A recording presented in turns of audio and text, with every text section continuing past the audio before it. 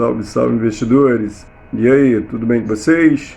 No podcast de hoje nós vamos falar sobre o HGBS 11, o relatório gerencial de julho de 2020, ok? Mas antes da gente ir para o podcast, antes da gente ir para o vídeo, aquele recadinho de sempre que eu preciso dar para vocês, né? Lembrem-se de nos seguir nas nossas redes sociais. Nós estamos presentes no YouTube, no Instagram, no Spotify, no Google Podcast e mais uma cacetada de plataformas aí, beleza? Investir do bem, hashtag IBSA3, beleza? Quem está vendo o vídeo e quem está ouvindo o podcast naturalmente não está vendo isso, mas quem está vendo o vídeo reparou que a gente está mudando o cenário.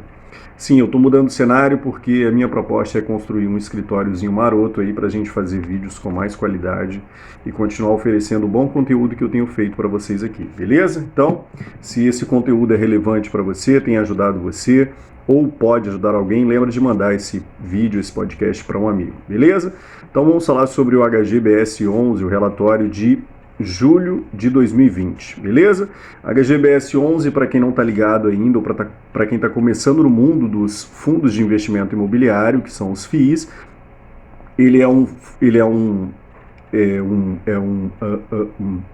o HGBS 11 ele é da área dos shopping centers, né? Ele é um fundo de investimento imobiliário, um FII que investe em shopping centers. A área mais afetada, né? Um dos FIIs mais afetados ou a área mais afetada, né, por assim dizer, nessa crise do coronavírus, por conta dos shopping centers estarem fechados, né? Então, aos poucos eles estão reabrindo, beleza? Então, HGBS 11, esse é o ticker de negociação dele na bolsa. Então, vamos falar um pouquinho, né, sobre o fundo. Então, já sabemos que o fundo é da área de shopping centers, a área mais afetada, né, pelo coronavírus. E aí vejamos o seguinte, cota patrimonial do fundo, R$ 225,22 no dia do fechamento de julho, né? Último dia útil de julho. Travou. Cota patrimonial é o que, Gleison? É o patrimônio líquido do fundo dividido pela quantidade de cotas, ou seja, quanto efetivamente vale cada cota do fundo, R$ 222,00. E a cota de mercado, ela estava sendo avaliada a R$ 202,90. O que isso significa, Gleison? Isso significa que o mercado não está pagando o valor que de fato vale cada cota do HGBS 11 no fechamento de julho. Ou seja, o mercado dá um valor para cada cota do fundo que está abaixo. Então, nesse caso, se você tivesse comprou as cotas do HGBS no final de julho, você estaria comprando as cotas com desconto, beleza? E por que está tão barato assim, Gleison? O HGBS é um péssimo fundo, ele não é bom? Não, ele é um ótimo fundo, só que ele é um fundo da área de shopping centers. Então, as pessoas estão com muito medo ainda sobre como é que vai ser a volta dos shopping centers, então elas estão depreciando as cotas do fundo, beleza? Então, está sendo negociado com deságio, né? A gente diz deságio, beleza? O valor de mercado do fundo, 2 bi, quantidade de cotas 10 milhões, quantidade de cotistas 70 mil, né? Então um bom número de cotistas, e a ABL do fundo 173 mil metros quadrados.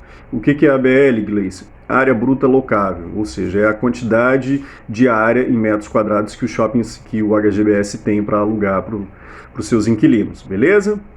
É um dos fundos mais antigos da Bolsa, se não o fundo mais antigo da Bolsa, né? Ele é de novembro de 2006, então ele é um fundo bastante sólido, bastante antigo na Bolsa.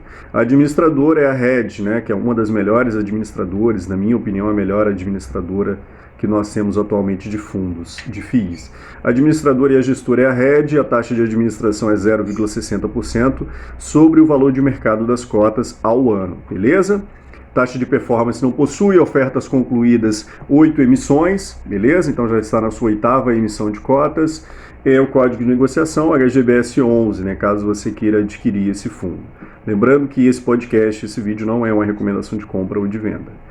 Gestão ativa, prazo indeterminado, ou seja, o fundo não tem previsão para acabar e o público-alvo é investidores em geral. O que significa investidores em geral, Gleison? Que esses fundos podem ser negociados por qualquer pessoa física, ou seja, ele não é restrito para um grupo de pessoas.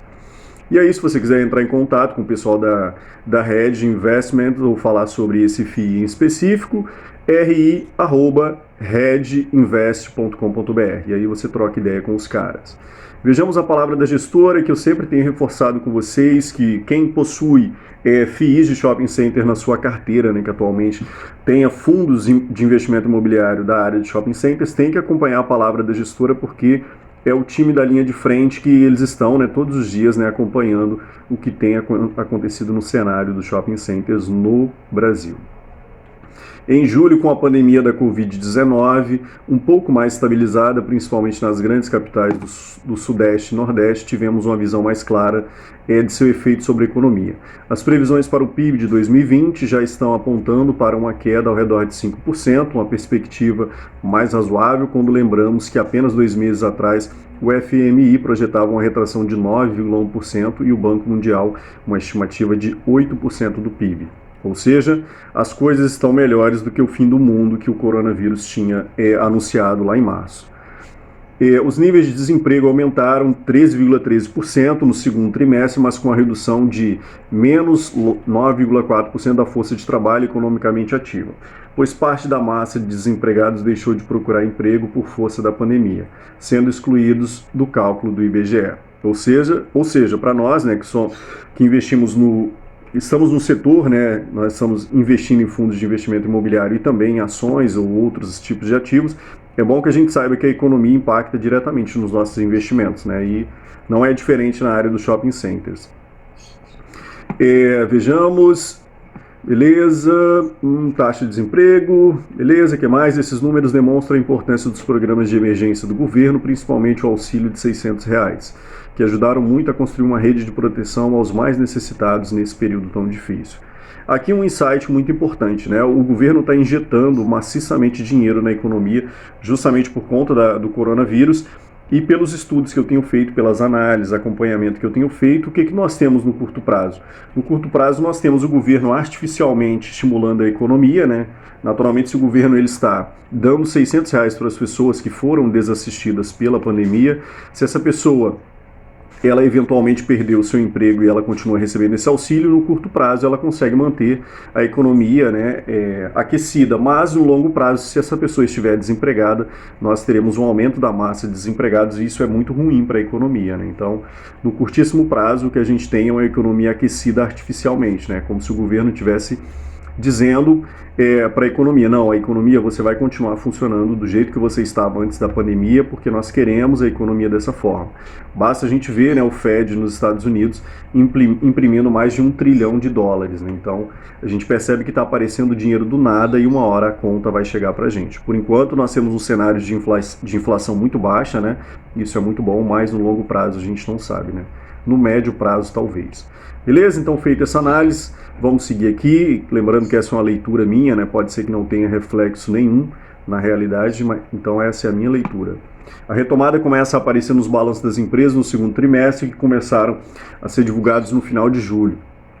Inclusive, se você não conhece o meu canal no YouTube, lá eu tenho feito diversas análises sobre as empresas que eu tenho na carteira. Então eu já analisei os resultados da B3, da Klabin, da WEG, que são empresas que eu possuo na minha carteira e eu não estou recomendando que você compre essas empresas. Então, se você está ouvindo esse podcast e não conhece o meu canal no YouTube, dê um pulinho lá, porque eu tenho feito análise, né, das prévias operacionais do segundo trimestre das empresas e eu vou seguir fazendo isso, beleza? Então, nosso canal no YouTube lá, Investir do Bem, #IBSA3. Beleza? Então, feito o mexão da margarina, vamos seguir aqui. A recuperação do grande tombo que teve seu momento mais crítico em abril está se desenhando com velocidade alta, impulsionado pelos juros mais baixos da nossa história e a perspectiva de mantê-los nesses níveis por um período mais longo. Beleza? Inclusive eu pretendo fazer um vídeo falando sobre o novo corte que o Copom fez da taxa Selic, né, que é a nossa taxa de juros brasileira para 2%. Beleza? Aparentemente a situação política também se estabilizou e a grande crise entre os poderes constituídos da República, que perturbou o ambiente nacional, com constantes enfrentamentos públicos e seus consequentes ruídos na economia, ficou para trás. Aparentemente, né? Tudo é possível nesse governo. Com tudo isso, voltamos a ter espaço para a volta do debate da política econômica e da pauta de reformas, sempre com a ressalva de que o enorme problema sanitário da Covid-19 não está resolvido e seus efeitos trágicos, vitimando quase 100 mil pessoas até o fim de julho. Atualmente estou gravando o podcast e nós já passamos a marca de 100 mil mortos. Então não era só uma gripezinha, né? deixaram marcas profundas na sociedade brasileira. A Câmara retomou seus trabalhos e o governo encaminhou a primeira fase de sua proposta de reforma tributária a ser posta em discussão de forma fatiada, o que em um primeiro momento surpreendeu pela timidez, sendo considerado menos abrangente que os projetos que estão em discussão tanto na Câmara como no Senado. Acreditamos que o tema dominante nos próximos meses serão a questão fiscal e a reforma tributária. No plano fiscal, o déficit primário, de acordo com o Ministério da Economia, deve se situar ao redor de 812 bilhões, ou 11,3% do PIB, sobretudo devido aos custos com o pacote de suporte econômico aos efeitos da pandemia da Covid-19.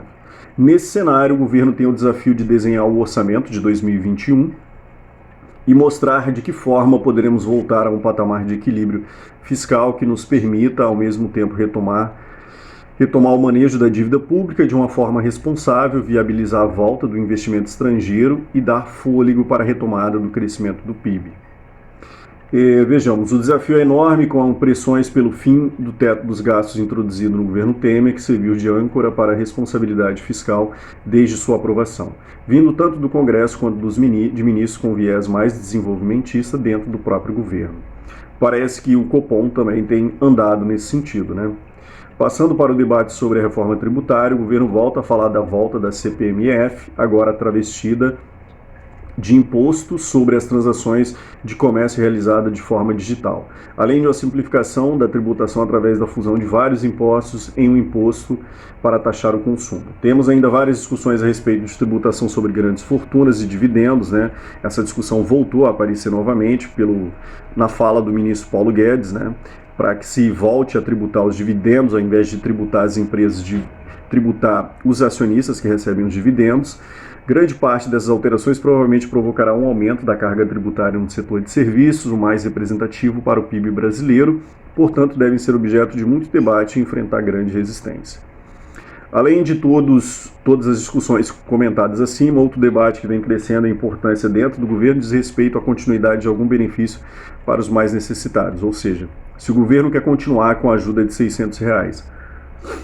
Sem dúvida existe compreensão por parte da sociedade quanto à necessidade desse suporte, mas a dificuldade será achar espaço dentro do orçamento para continuar com os benefícios em uma situação em que tem que se diminuir o déficit fiscal no governo federal. Com relação aos mercados, a política monetária seguirá acomodativa com o Banco Central, levando os juros a uma nova mínima histórica no começo de agosto, provavelmente encerrando o ciclo de baixo com a Selic a 2%. Com os juros em patamares tão baixos e a inflação sob controle, tantas as ações como os FIIs devem continuar seu processo de recuperação provavelmente zerar os prejuízos acumulados no ano. Beleza? Aqui é bom a gente se lembrar que tanto as ações, né, que são ações das empresas, né, tanto as empresas quanto os FIIs, eles se favorecem nesse cenário, né, de inflação baixa e Selic baixa, né, taxa Selic.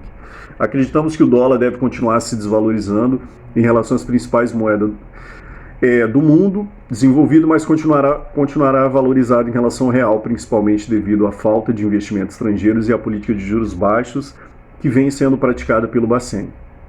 Para quem não se lembra, em dezembro de 2019, o dólar estava a 4,30 e agora o dólar está por volta de R$ 5,30. Né? Com isso, já estamos assistindo a superávites nunca antes vistos da nossa balança comercial, visto que as cotações das commodities, que são o nosso principal produto de exportação, subiram bem em julho e as importações seguem mais fracas pelo desempenho ainda tímido da economia e pela forte desvalorização do real nesse ano. Enfim, acreditamos que o pior já ficou para trás e seguimos otimistas com os mercados, principalmente o mercado dos FIIs e das ações. Beleza? Aqui nós temos um gráfico, né, da reabertura dos shopping centers, e aí a gente percebe, né, que 14 de março, 577 shoppings abertos, e aí nós vimos uma quebradeira, né, de shoppings sendo fechados no período de abril, de modo que todos ficaram fechados, né, ou seja, de acordo com a Associação dos Shopping Centers no Brasil, Só em 18 de abril é que começou a haver uma reabertura dos shoppings, e aí o que nós tivemos? Período de junho nós tivemos uma volta da reabertura dos shoppings, e aí os governos locais eles perceberam que eles estavam fazendo uma grande besteira, né, reabrindo shoppings, porque brasileiro adora rolê, mas odeia máscara, né? Então a galera começou a sair, voltaram para a realidade como se nada tivesse acontecido, e aí a transmissão voltou a ocorrer e eles tiveram que fechar os shopping centers. E aí, início de julho, a reabertura novamente, né? Fecharam-se alguns shoppings e aí voltou a reabertura, lembrando que isso é a questão local, né? Cada região foi determinando a reabertura dos shoppings. Então, o fechamento de julho, né? O fechamento de julho, o que a gente tinha? Do total desses shoppings, os 577 shoppings, 96% estavam abertos e apenas 4% estavam fechados. E aí tem um mapinha aqui para vocês, que eu não vou ficar dizendo para vocês para não enfadar tanto, dos que foram abertos e dos que estavam fechados. As estratégias, né, aqui nós temos um quadro com as estratégias do HGBS 11, respeitando, né, a realidade local de cada shopping center, que aí, basicamente, a economia de energia, mão de obra própria e terceirizada, houve uma espécie de remanejo, né, já que diminuiu, né, a atividade econômica, né, dos shopping centers, e a questão dos investimentos, né, paralisação dos investimentos. Vejamos o que nós temos mais aqui. Nós temos aqui uma outra tabela também que, de certa forma, fala sobre a retomada, né, dos shoppings e quais eram as estratégias adotadas por cada shopping. Aqui eu vou tentar, vou passar por isso, porque não é o que nos interessa tanto. Aqui o que nós temos é uma tabela com a estimativa de vacância física do portfólio, né? O que é vacância física, Gleison? São as áreas físicas, né, do shopping center, são as lojas dos shopping centers que não são locadas, né, que estão vazias. Então, em janeiro de 2020, o HGBS 11 estava com 6,1% de vacância física, né? Então, do seu portfólio total de 100%, apenas 6,1% eram áreas que não estavam locadas, né? E aí, quando nós chegamos no cenário de junho de 2020, a gente percebe que a taxa de vacância já subiu para 7,8%. Então, essa é uma taxa real mesmo. Ou seja, então a gente já teve um aumento aí bem grande, né, significativo. Embora no universo de 100% do portfólio isso ainda não seja muita coisa. E aí o que nós temos aqui é o HGBS estimando o que potencialmente pode vir a se tornar áreas vagas do shopping, né? Ou seja, aumento de vacância física. Então o HGBS 11 estima que para os próximos meses essa taxa de vacância ela vai subir para 8,4%. Então nós teremos aí um aumento de mais de 2%, né, se comparado com janeiro de 2020. Gleison, isso é bom ou isso é ruim? Nesse cenário que nós estamos vivendo, isso é maravilhoso. Porque no início de março de 2020, pelo menos o que eu tinha como leitura da realidade era de que nós teríamos um aumento muito maior. Mas para nossa felicidade isso não aconteceu, né? Vejamos aqui o resultado do fundo, né, que é o que mais interessa aos investidores, beleza? Então nós temos receita imobiliária e receita financeira. Receita imobiliária, aluguéis que o shopping center, que o HGBS vem recebendo dos shopping centers que ele tem no portfólio. E receita financeira é a receita que não tem relação com a atividade fim do HGBS 11, ou seja, se o fundo tem investimento, ele tem um dinheiro e ele aplica esse dinheiro de repente em um CDB ou ele aplica no Tesouro Direto, isso não tem relação com a área de shopping centers, ou seja, isso é receita financeira. De repente ele coloca no banco, compra um CDB de 2 milhões, ele recebe os jurinhos por estar emprestando esse dinheiro para o banco, e aí nós, cotistas, recebemos também parte dessas receitas, beleza? Então, julho de 2020, nós temos 2 milhões, receita imobiliária total 2.786.000, sendo que renda imobiliária foi 2.748.000 e lucro com as operações R$37.000, ok? Receita imobiliária, os inquilinos pagando os seus aluguéis. E lucro com operação é a compra e venda de eventual parte do portfólio, né?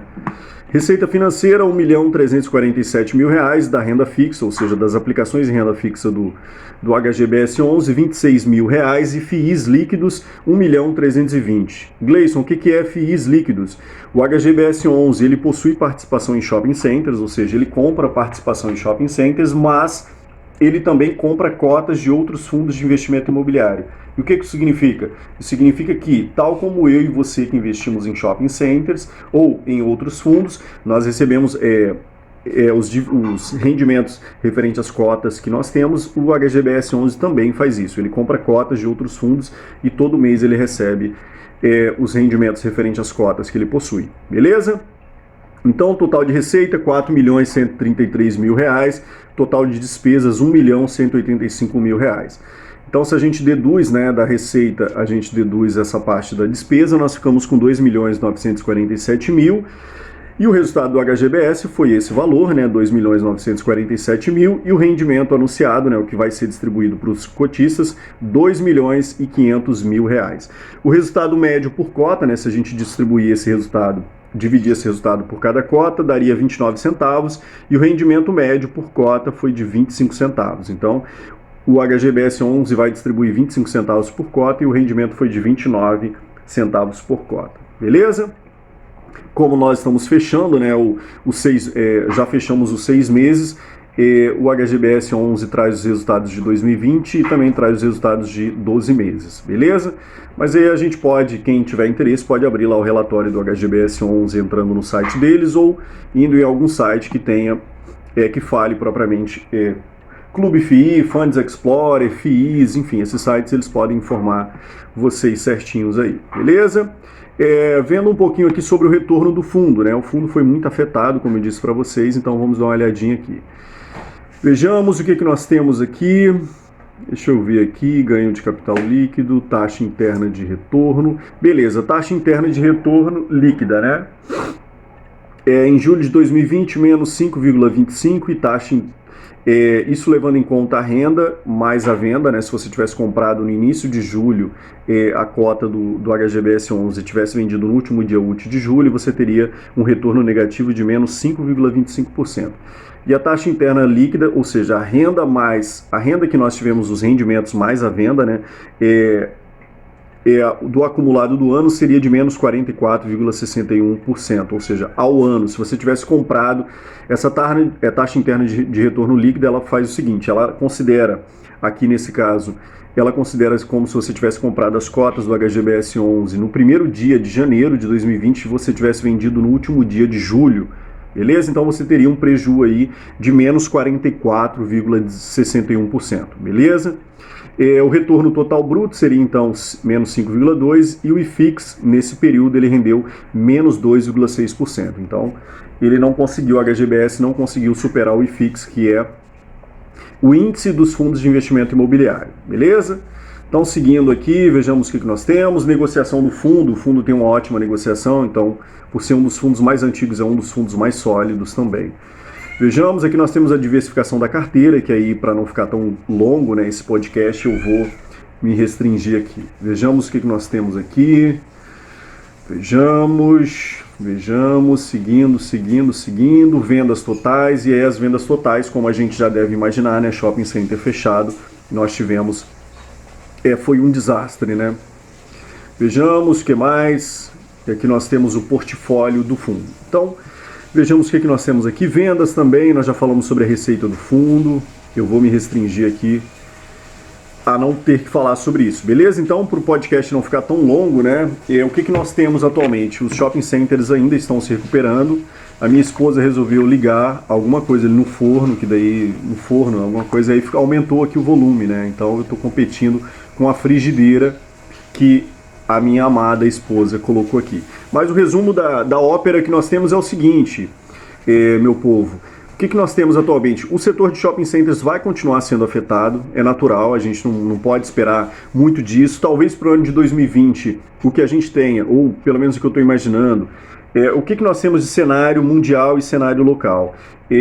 Alguns laboratórios ainda na produção da vacina para o Covid-19, a volta da reabertura dos shopping centers com severas restrições, né?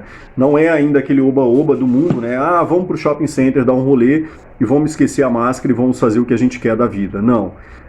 Severas restrições, tanto por parte dos shopping centers também, quanto por parte dos lojistas, porque os lojistas também não são bobos, né? Eles não podem reabrir as suas lojas no Oba-Oba e deixar as pessoas entrarem no shopping center para consumir, sabendo que se aumentar o número de casos novamente, os shoppings vão voltar a fechar. Então, alguns shoppings ainda continuam com o sistema de drive-thru, em que você compra pelo site e passa no estacionamento para retirar, e algumas outras estratégias que estão sendo adotadas. Então, assim, para o ano de 2020, a gente pode considerar, pelo menos a leitura que eu tenho feito é que talvez para o finalzinho de 2020 ali com Natal ou próximo do Natal, talvez a gente tenha uma reabertura total e aí a gente tenha talvez um afrouxamento das políticas, né, restritivas, mas o que a gente tem para 2020 a gente tem que primeiro ficar ligado na taxa de vacância dos shoppings, né, que a vacância física.